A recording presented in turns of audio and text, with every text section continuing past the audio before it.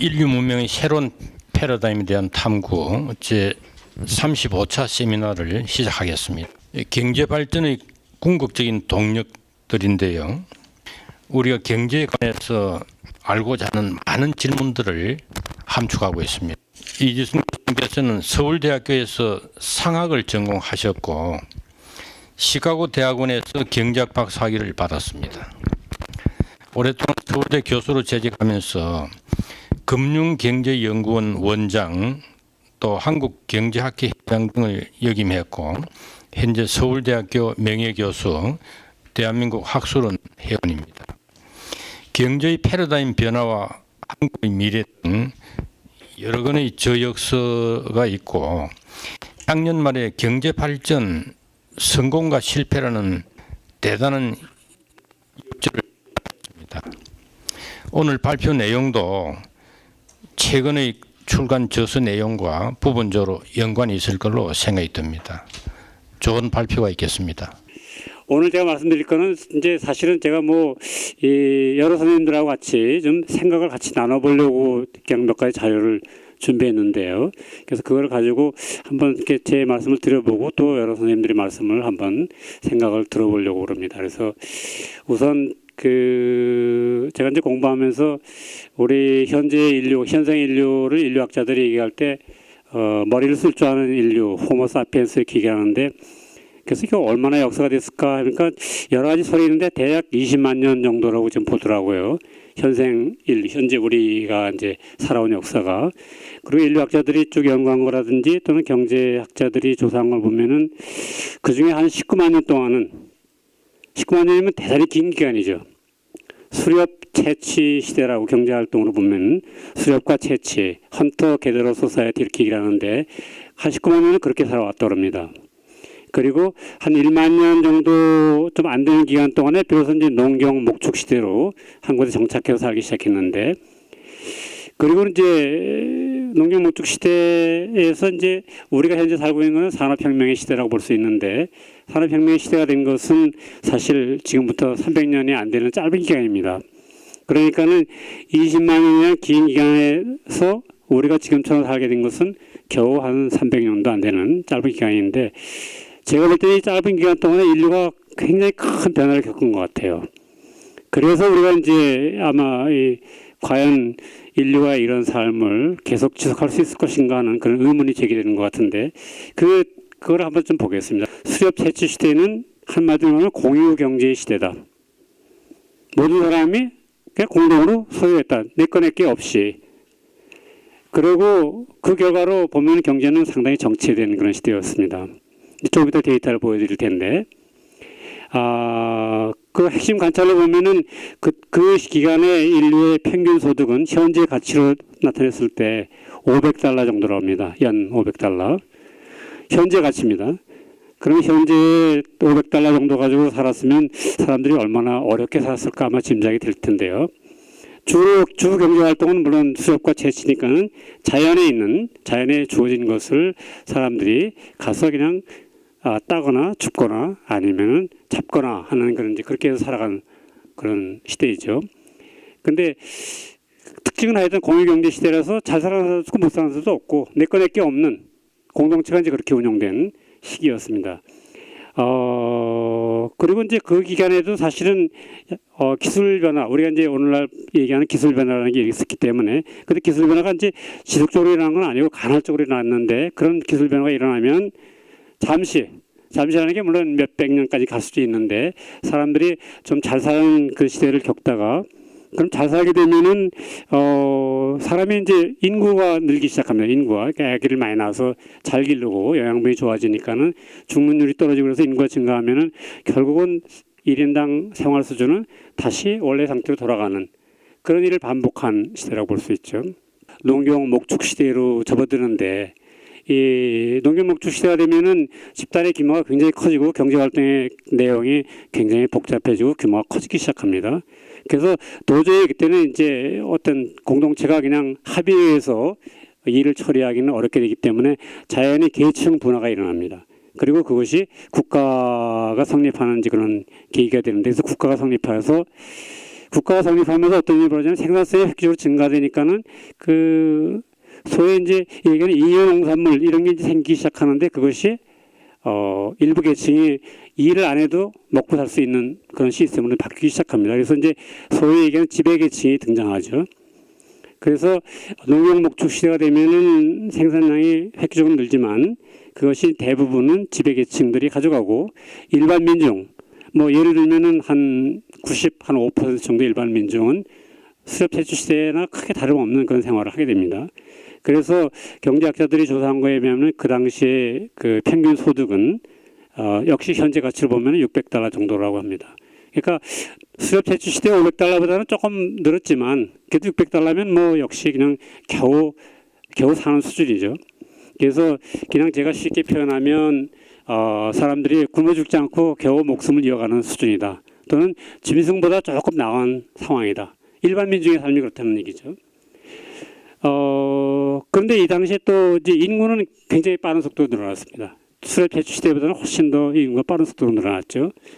그러다가 그런 인류가 그런 생활을 거의 17세기 정도까지 이렇게 살아오다가 영국에서 이제 1750년 전후에서 산업혁명이 일어나면서 근본적으로 바뀌기 시작합니다.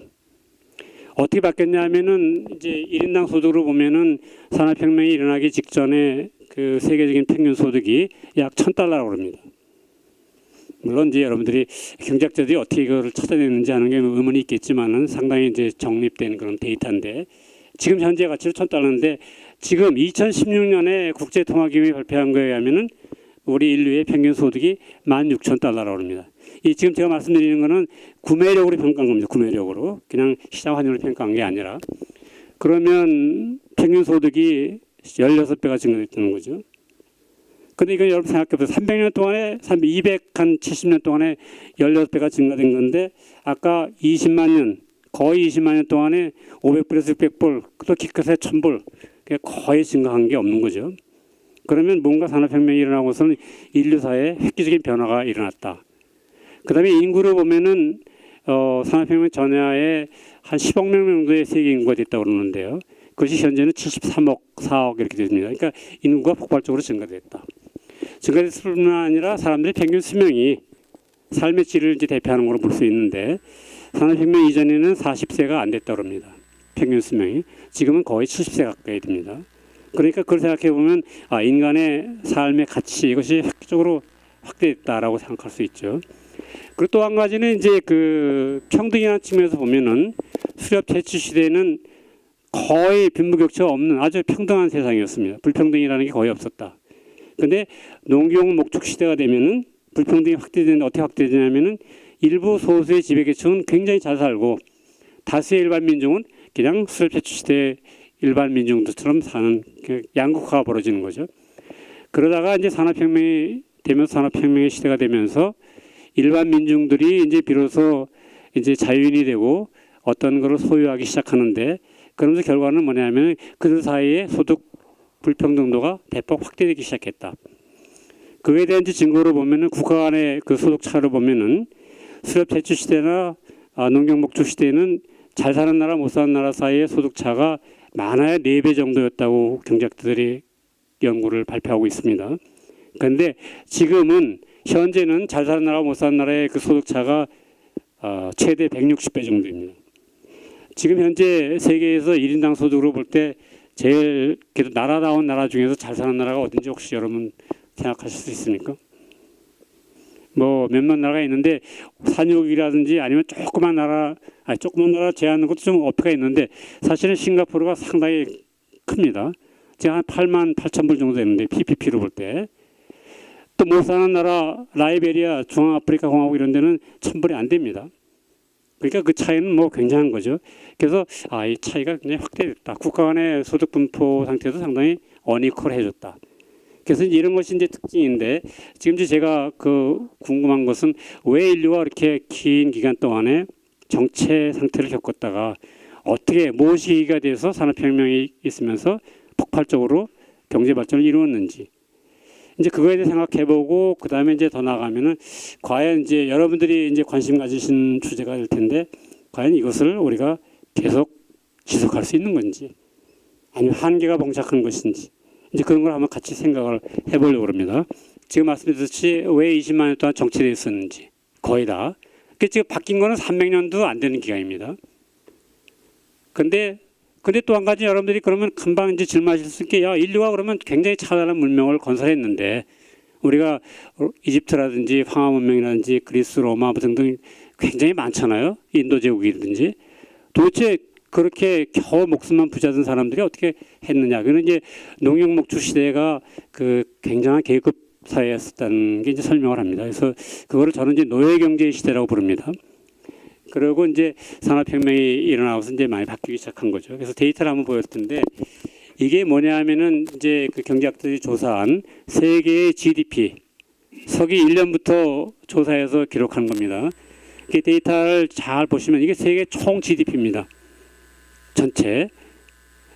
뭐 전체 X가 중요한 게 아니고 사실은 여러분이 그래프가 중요한데 여기서 보시면 여러분이 뭘 보실 수 있죠? 지금 서기 1년부터 한 건데 1500년, 1600년, 1700년 정도 될 때까지 만약 그래프에서 보면 그냥 바닥을 기고 있는 거죠. 거의 움직임이 없는 것처럼 보입니다. 물론 이것은 사실은 스케일의 문제이기 때문에 조금 스케일을 확대하면 거기서도 약간의 업워드 트렌드가 있습니다.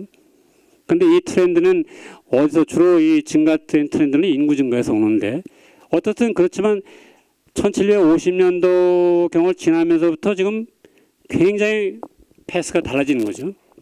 익스포넨셜이 그냥 거의 뭐 수직 상승하는 그림이 보이잖아요. 그러면 경제활동 세계 전체 인류의 경제활동 규모가 총 규모가 과거 한 300년도 안 되는 기간 동안에 천문학적으로 말하자면 늘어났다 이렇게. 아까 얘기한 이제 160배 정도 증가했다는 게 이거를 의미하는 거죠. 그래서 여기 그리고 참고로 이 점들이 좀 보면은 자세히 보면 점들이 처음에는 띄엄띄엄 있다가 나중에 이제 쭉 있는데 그건 왜냐하면 데이터 컬렉트한 데이터가 그렇게 많지 않아서 그렇습니다. 그래서 이제 사실은 산업혁명 이후에는 거의 매년 데이터가 있는데 그 전에는 매년 데이터가 없기 때문에 이런 이제 그림이 나옵니다. 근데 요거를 그러면 1인당 소득으로 보면은 어떻게 되느냐? 거기 중국이 있고 인디아가 있고 사우스 코리아가 있습니다. 이상하게 제가 남한이라고 했는데 사실은 옛날에는 남한이 아니라 그냥 조선 데이터겠죠. 그 다음에 영국이 있고 미국이 있고 세계 평균이 있는데 지금 이 그래프에서 굉장히 몰려있기 때문에 여러분들이 뭐 잘 안 보일 겁니다. 그런데 1인당 소득 데이터도 여러분이 관찰할 건 뭐냐면은 역시 산업혁명이 일어나기 전까지는 거의 정체되어 있다가 그 다음에 이제 비로소 바뀌기 시작했다. 그래서 여기에 이제 제일 높은 미국이나 영국은 미국의 경우는 지금 이제 5만 불이 넘죠.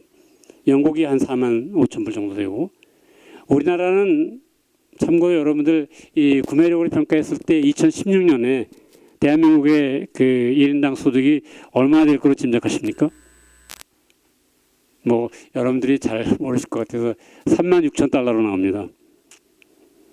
여러분들 생각에는 이거 그렇게 많아 하고 생각하실 텐데 실제 그렇습니다. 근데 그냥 시장 환율로 따지면 한 2만 8천 한 500불. 그러니까는 그 얘기는 뭐냐면은 28,500불이지만 그 달러 가치가 국내에서 구매할 수 있는 재화로 평가하면 미국 사람으로 치면은 36,000불 소득이 있는 거나 마찬가지다 이런 뜻입니다.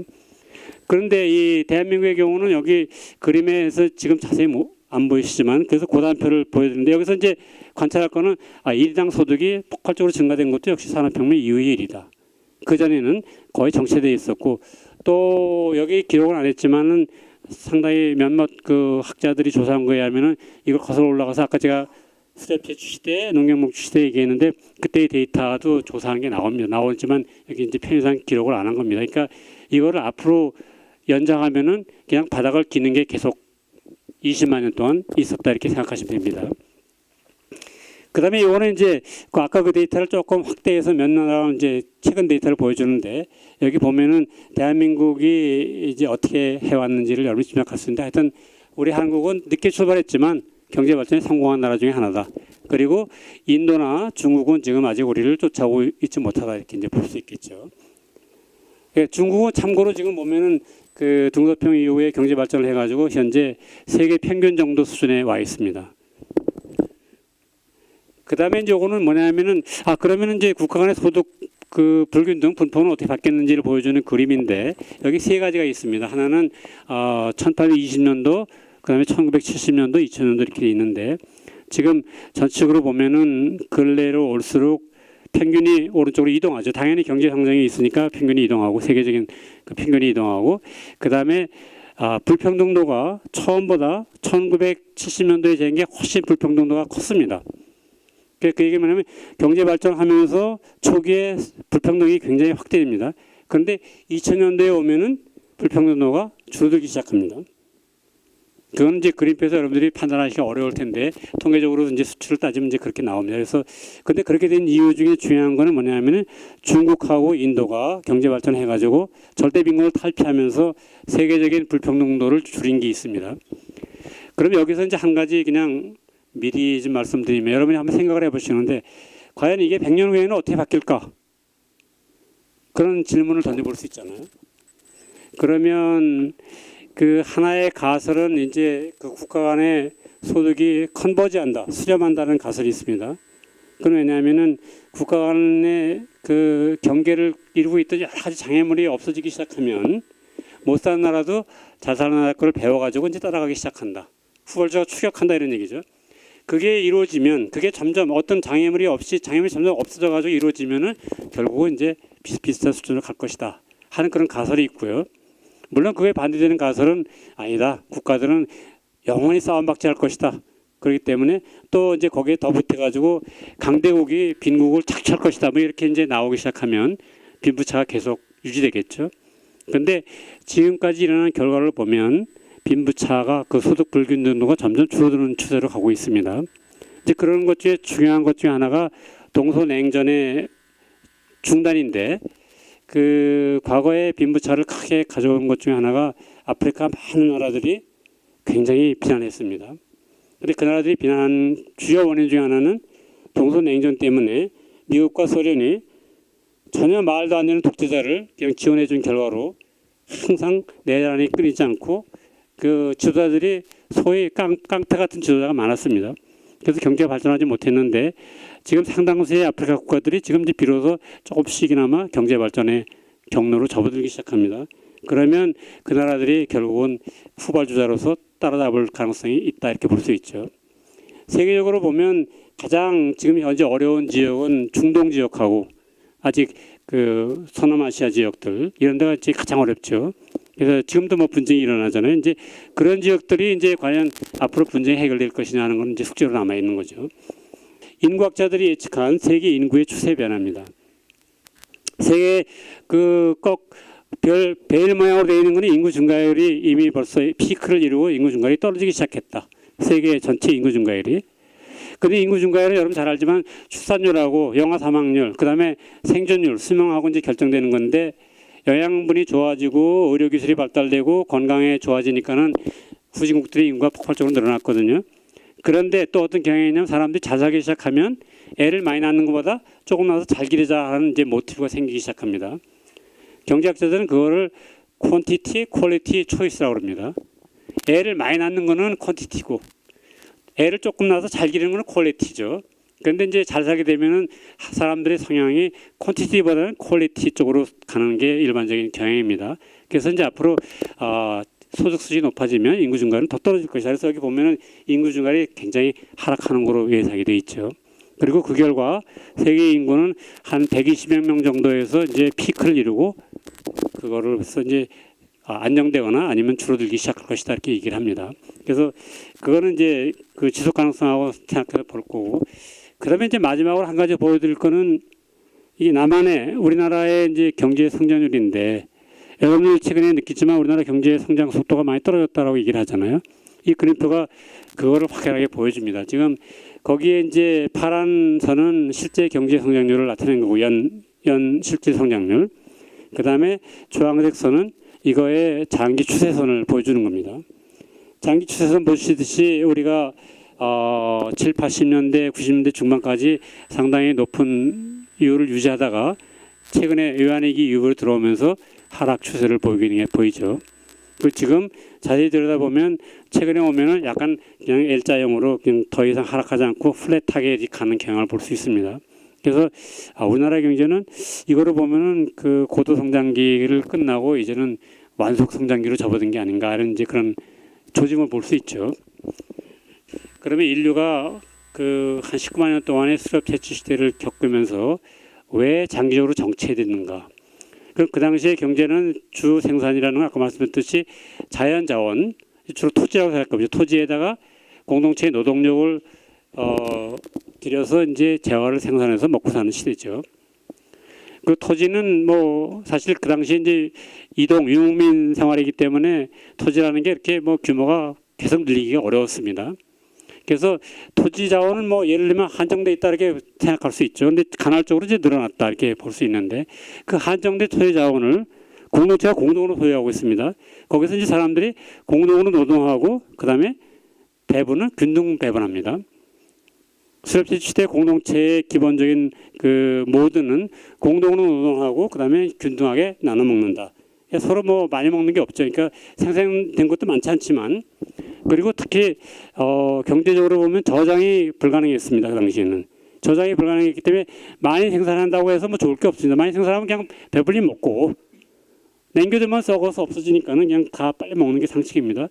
그리고 생산물이 없으면 또 쫄쫄 굶어야 되는 그런 삶을 살았던 거죠. 그래서 그런 시대에 만약에 이제 우리 경제학자들 보고 야 어떻게 이걸 설명할 수 있는 모형을 만들 수 있냐 그러면은 이제 사실 두 가지 생각합니다. 하나는 그 사람들이 처한 예산 제약 조건이 뭐냐. 그러면 이제 1인당 소득의 관점에서 보면은 그 사람들이 주어진 기술 가지고 자연에 가서 일해서 따먹을 수 있는 재화의 크기가 1인당 소득이 됩니다. 그거는 겨우 거의 자연 조건에 의해서 결정됩니다. 왜냐하면 노동 생산성이 그렇게 높지 않기 때문에. 그러면 그걸 가지고 뭘 하느냐. 이제 제가 그냥 얘기하는 거는 이제 그 두 가지 정도를 한다고 합니다. 보고 생각하면 하나는 뭐냐면 내가 일생 동안에 얼마나 먹고 살 것이냐. 내가 어떤 삶을 살지를 생각합니다. 그걸 이제 소비라고 부를 수 있죠. 평생에 걸친 소비. 그 다음에는 두 번째 하는 건 뭐냐면 내가 몇 명의 애를 낳아서 기를까를 생각합니다. 애를 낳는 게 굉장히 중요한 겁니다. 왜냐하면 아기를 낳아서 기르는 게 사람들에게 굉장히 큰 기쁨을 줍니다. 그건 본능적인 기쁨이라고 볼 수도 있고 그래서 이제 몇 명의 애를 낳아서 기를까. 근데 애를 낳아서 기르는 게 거저가 아니라 애를 낳아서 기르려면은 일정한 양육비가 들어갑니다. 그러니까 내가 주어진 소득에서 내가 소비할 거하고 애를 몇 명 낳아서 기를까를 생각합니다. 근데 애를 몇 명 낳아서 기를까를 생각하는데 또 사람이 현명하기 때문에 우리 애가 앞으로 내 후세에 어떤 종류의 삶을 살까를 생각합니다. 다시 말하면 우리 애는 얼마나 많이 먹고 살 수 있을까 이걸 또 생각을 합니다. 근데 이제 그게 굉장히 중요한데 여기서 이제 한 가지 뭐가 문제냐면은 그 우리 애가 얼마나 잘 살까를 생각한다는 거는 내가 뭐가 노력을 통해 가지고 우리 애가 좀 더 잘 살게 만들어줄 수 있을까 하는 문제가 됩니다. 그런 경제학자는 투자라고 부르죠. 내가 미래를 위해서 투자를 할 수 있을까 이제 그게 굉장히 중요합니다. 그런데 수렵 채취 시대에는 투자를 하기가 어렵습니다. 왜냐하면 투자라는 게 이제 기본적으로 왜 그러냐면은 뭐 재화를 저장할 수 없어서가 아니라 투자를 한다면은 투자의 과실이 누구한테 돌아오느냐가 굉장히 중요합니다. 투자의 과실을 누가 갖느냐. 내가 투자한다는 건 지금 거를 희생하고 미래를 위해서 뭘 하는 거거든요. 그러면 그때 내가 그렇게 했을 때 그 투자의 이제 과실이 미래에 돌아오는데 그 과실을 누가 가져가느냐가 중요합니다. 그런데 공유 경제 시대에는 투자를 해봤자 그 과실을 여러 사람이 같이 나눠 먹어야 됩니다. 그러니까 투자할 인센티브가 굉장히 적습니다. 내가 열심히 뭐 기술 개발해서 뭘 만들어 봐야 그게 다 내 몫이 되는 게 아닙니다. 똑같이 나눠 먹는데 그러면 여러분들이 사람들이 굉장히 선한 마음을 가지고 공동체를 여는 마음을 가지고 그럼에도 불구하고 열심히 일하고 열심히 발명하고 투자하지 않겠느냐 하는데 불행히도 우리 경제학자가 관찰한 거에 의하면 사람들의 대부분은 그렇게 움직이지 않습니다. 뭔가 자기 있게 된다는 보장이 있을 때 더 열심히 일하는 그런 경향이 있다는 게 이제 그게 한계이죠. 물론 이타심이 있다 이렇게 얘기는 하지만 그러나 대부분의 사람들은 이제 그렇게 움직이기 때문에 그게 자기 있게 될 수 없는 걸 알기 때문에 사실 투자를 못 합니다. 그러면 어떻게 됩니까? 그럼 애나 좀 많이 낳아서 기르자 이렇게 바뀝니다. 아까 퀀티티, 퀄리티 초이스, 퀄리티를 초이스할 수가 없습니다. 왜냐하면 내가 뭐를 많이 남겨서 내 자손에게 준다는 자손에 갖는다는 보장이 없거든요. 공동체 공동의 거기 때문에 내가 열심히 일해서 뭘 해도 공동체가 다 공동으로 나눠 먹는 겁니다. 그래서 공동체 그런 공동 소유, 균등 분배, 공동 노동, 균등분배 경제에서는 결국 사람들이 그냥 미니멈 정도밖에는 생산할 수 없는 결과입니다. 그래서 장기적으로 정체 상태에 빠지죠. 근데 그런 경제에서도 이제 새로운 자원을 발견하거나 새로 또 고기 잡는 새로운 방법을 개발하거나 또는 기술의 어떤 발전이 이루어집니다. 그러면 아까 말씀드렸듯이 한동안 이제 사람들이 먹고 살 게 풍부해지기 시작합니다.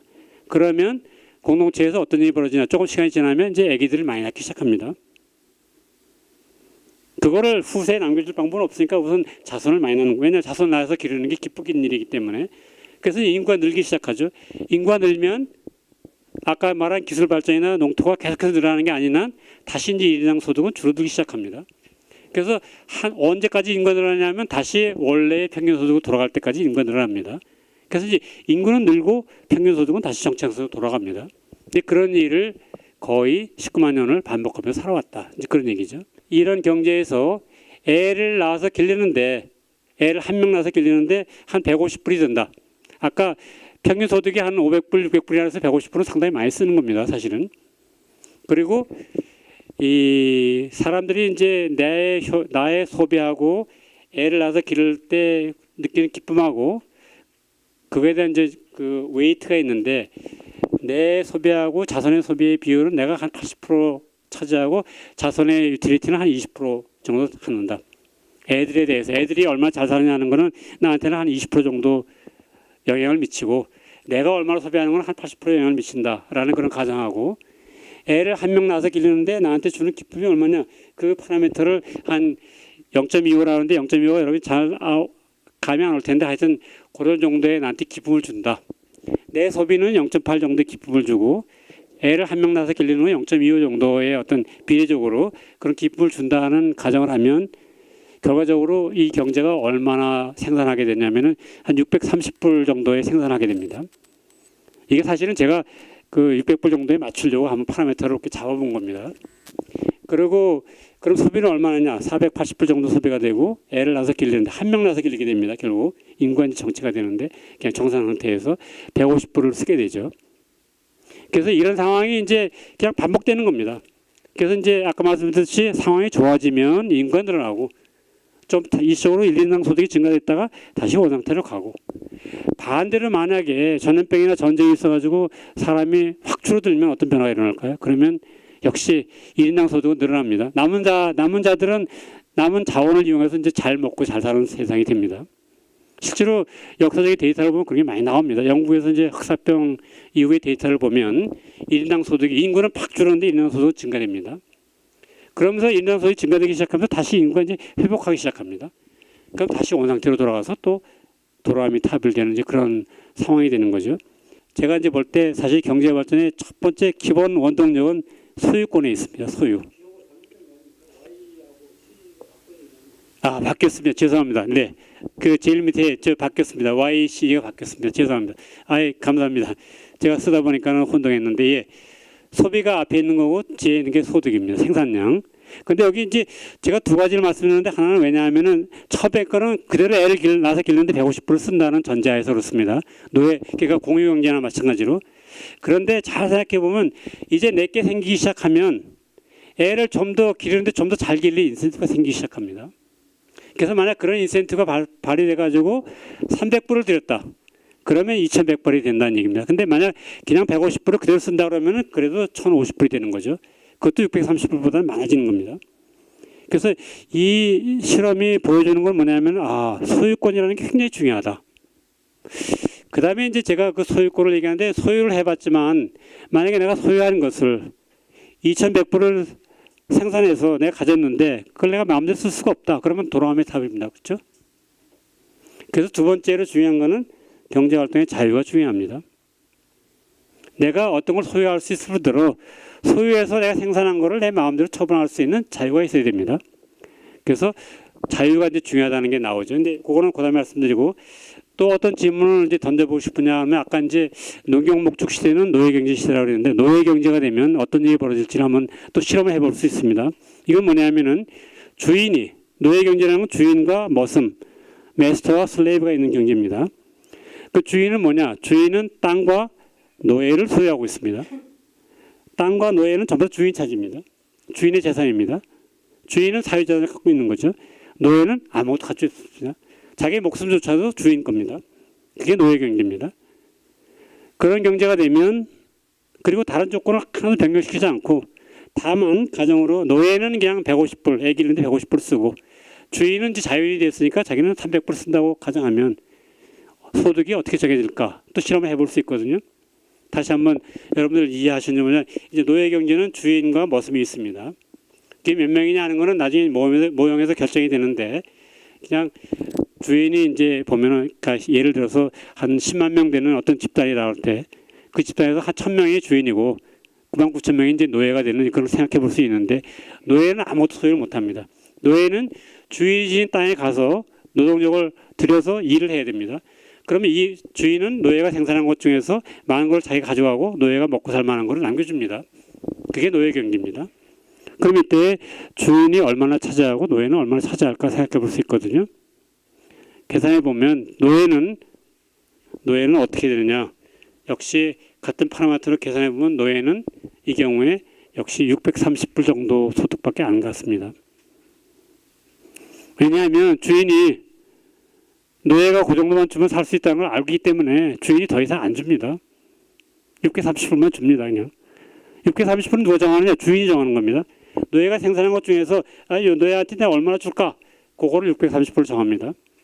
그러면 노예는 그걸 받아가지고 480불은 자기가 소비하고 애를 한 명 기르는데 150불을 씁니다. 이제 그리고 일생을 살아가는 거죠. 그 애는 왜냐하면 노예 입장에서 애를 낳아봤자 그 애가 주인의 소유물이 된다는 걸 알고 있습니다. 이렇게 투자를 안 합니다. 그런 형태로 유지되는 겁니다. 그런데 주인은 어떻게 되느냐? 자그마치 소득이 그냥 같은 파라마트에서 주인이 300불 정도의 애를 기르는데 쓴다 그러면은 6,300불 소득을 얻고 소비는 6,000불을 하게 됩니다. 그러니까 주인은 굉장히 자세하게 됩니다. 그래서 이 엑서사이즈가 보여주는 건 뭐냐면 노예 경제가 되면 주인 클래스는 굉장히 잘 삽니다. 노예보다 무려 10배 정도, 이 파라미터에서 10배 정도 소득이 높습니다. 그리고 소비도 굉장히 잘하고 굉장히 호화롭게 사는 거죠. 그러면 이것이 이제 말하자면 노예 경제 시대, 말하자면 국가, 농경 목축 시대에 이제 국가라고 하면은 국가의 엘리트들이 어떻게 잘 살았는 걸 보여줍니다. 근데 일반 민중은 겨우 수렵 채취 시대나 별반 달라진 게 없다. 물론 조금 달라진 건 만들 수 있습니다. 그러나 크게 달라지지 않습니다. 그게 이제 노예 경제의 어떤 실상을 보여줍니다. 그러면 이 노예 경제가 얼마나 오랫동안 지속됐겠느냐? 보면은 인류사에서 보면은 한 300년 정도 전까지는 실제로 노예 경제라고 생각하면 됩니다. 우리나라를 생각하면 사실은 조선시대에 굉장히 노예 경제 시대입니다. 여러분 생각하면 조선시대에 사실은 왕이나 귀족 양반 몇몇을 제외하면 대부분의 민중들은 아무것도 소유할 수가 없었습니다. 실제 천노비가 있었고 노비가 아니더라도 사실은 자기가 뭐 소유할 수 있는 게 거의 없었습니다. 그리고 경제활동의 자유가 주어지지 않았고 일제시대에 오면은 역시 일본 정권에 아부한 사람들 외에 일반 민중은 노예나 뭐 비슷한 삶을 살았던 거죠. 그러나 이론적으로는 뭐 재산을 소유할 수 있었습니다. 그런데 이제 실제로 소유할 수 있느냐는 건 다른 얘기고 아마 제가 보기에는 우리 남한의 주민들이 노예 상태를 벗어나기 시작한 거는 역시 건국 이후에 농지 개혁이 이루어지고 이제 시장 경제 체제가 정립되면서 비로소 이론적으로 누구나 모든 것을 소유할 수 있고 자율이 됐다 이렇게 볼 수 있을 것 같습니다. 어떻게 농경 목축 시대에 이렇게 찬란한 인류와 문명을 건설할 수 있었겠느냐? 그거는 이제 이런 엑서사이즈를 해봅니다. 아까 그 예를 들면 지금 6,300불하고 630불은 사실 제가 이제 연간 소득하고 맞추느라고 그렇게 만든 건데 그거를 사람들이 평균 한 30년 동안 일하고 산다 해서 30년으로 이렇게 확장하면은 그걸 30배 하면은 이제 평균 일생의 소득이 나오거든요. 웰스가. 그리고 그거를 아까 얘기했듯이 노예가 한 99,000명, 그다음에 주인이 1,000명 되는 그런 커뮤니티를 생각해 보면 공동체, 이집트라든지 이런 게 그 정도 된다고 합니다. 그러면 그때 총 웰스를 계산해 보면 이때 노예가 지닌 거는 여기서는 제가 30만 명으로 했네요. 그래서 노예가 지닌 게 여기 있듯이 지금 이게 자그마치 56억 달러가 넘습니다. 노예 전체 재산이 평생. 그다음에 주인급이 지닌 게 약 1억 9천억 달러. 그러면 이 돈 가지고 틀림없이 찬란한 문명을 건설할 재원은 됩니다. 그리고 더군다나 그런 걸 건설할 때 피라미드라든지 왕궁을 건설할 때 노예의 노동을 착취해서 한 거죠. 사실은 그러니까 노예 계급 계층들은 굉장히 더 어렵게 산 겁니다. 이거보다도. 630불 그랬는데 630불 정도가 아니라 더 많이 뺏어갔을 거로 봅니다. 그러니까는. 왜 그럼 노예를 해방시키지 않을까? 아니면 노예가 왜 혁명을 일으키지 않을까? 노예 혁명을 하려고 뭐 노력들을 했을 수 있겠죠. 근데 주인이 무자비하게 이제 억압을 한 거겠죠. 그럼 주인 계층의 경우는 평균 소득이 이렇게 커지는데 왜 노예를 해방하지 않을까? 이제 그거를 질문을 던져볼 수 있는데 그거는 사실은 여기다 이제 제가 쓰지는 않는데 그냥 같이 생각해 볼 수 있는데 왜 해방을 안 시키냐면은 주인은 아까 뭐라 하냐면 같은 예에서 6,400불 소득을 얻는다 그랬잖아요. 예를 들면 상당히 부유한 거죠. 그런데 해방에서 똑같이 노예하고 똑같은 처지가 되면은 2,100불로 줄어듭니다. 노예는 630불에서 2,100불이 되니까 굉장히 좋은 거죠. 만약에 민주주의라면 노예 숫자가 원래 많기 때문에 투표해서 뒤집어 엎으면 됩니다. 그런데 이제 노예 경제는 민주주의가 아니죠. 독재, 아주 폭압 정치하는 거죠. 그러니까 노예 주인의 입장에서 보면은 자기 6,300불을 2,100불을 희생할 인센티브가 하나도 없습니다. 그래서 노예 경제가 저절로 무너지지 않습니다. 그건 어떤 다른 요인 작용이 무너지는데 그럼에도 불구하고 영국 경제의 발달을 보면 굉장히 흥미롭습니다. 왜냐하면 거기 스스로 노예를 이제 무너뜨리기 시작합니다. 스스로 시민혁명을 하기 시작합니다. 그러니까 영국이 굉장히 유니크한 케이스라고 저는 생각이 됩니다. 그리고 영국이 그렇게 했기 때문에 그걸 받아가지고 그것이 불란서나 유럽으로 가고 그다음에 영국의 식민지였던 미국이나 캐나다나 호주나 뉴질랜드로 퍼지기 시작합니다. 그게 굉장히 저는 중요하다고 생각합니다. 그래서 어떻게 영국이 그렇게 했을까 하는 거는 저도 아직 영국사를 읽어봐도 잘 모르는데 여러 가지 이제 아마 우연적인 요소도 있고 왕과 귀족 간의 세력 다툼, 그다음에 귀족이 자기 파워를 늘리기 위해서 소시민을 끌어들이기 시작하고 뭐 이런 것들이 작용한 것 같은데 하여튼 영국이 제일 먼저 이제 그런 시스템을 갖춘 겁니다. 그래서 그게 굉장히 중요하다고 생각이 되고요. 이제 경제 발전이나 아니면 인공지능 발전이라든지 이런 거에 근본적인 모티브가 뭘까? 생각해보면 결국 인간이 지닌 본능적인 소유욕, 이기심, 사실은 그게 굉장히 큰 힘이거든요. 그 큰 힘이 왜 있는지 하는 거는 저도 잘 모르는데 한때는 지금도 저 사실 마음속으로 생각하면 아마 하느님이 우리 종족 보존하라고 심어준 본능인가 보다 이렇게 생각하는데 그게 이제 한계를 모르고 절제 없이 가면은 이제 문제를 야기할 수 있는데 아마 질문은 자원의 문제도 그렇고 경제 성장의 문제도 그렇고 빈부격차의 문제도 그렇고 또 나고자를 배려하는 문제도 그렇고 이런 걸 생각하면은 우리가 과연 이러한 그 본능적인 이런 어지를 욕망을 정말 절제할 수 있을까? 절제할 수 있는 슬기를 발휘할 수 있을까? 이제 그게 큰 의미입니다. 저도 사실은 잘 모릅니다. 그래서 한번 여러분 철학도도 많으시고 굉장히 저보다 훨씬 훌륭하신 분들이 많아가지고 좀 배워보려고 질문을 그냥 두서없이 나열했습니다.